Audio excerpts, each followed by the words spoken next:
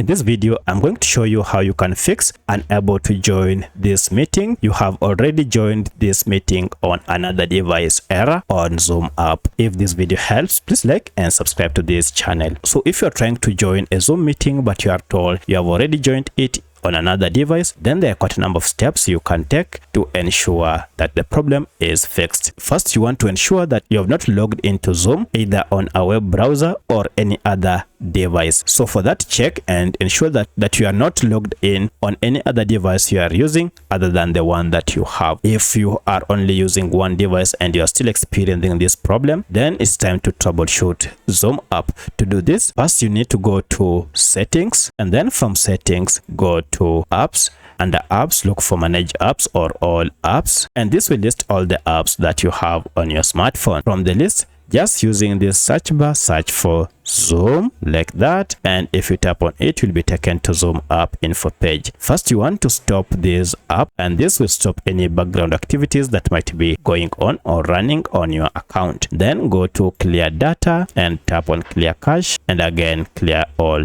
data. Then restart your smartphone, and once you have restarted, go to Zoom and make sure that you are using your specific account to log into your Zoom account. In most cases, this should be able to fix your problem. If you still have an issue with this, then you want to check and ensure that you don't have any VPN turned on, as this might be causing the issue, and also that you don't have any proxy or security app that is running in the background which you installed, that is a third-party app. Also, you want to ensure that you are using the latest version of this app by going to Google Play Store or App Store and search for your app, then update it to the latest version. And now you should be able to sign in and join a meeting or start a meeting without any issue. So let me know which of this was able to fix your problem. If you have any other question, kindly let me know in the comment section. Otherwise, thanks for watching, and let's meet in the next video.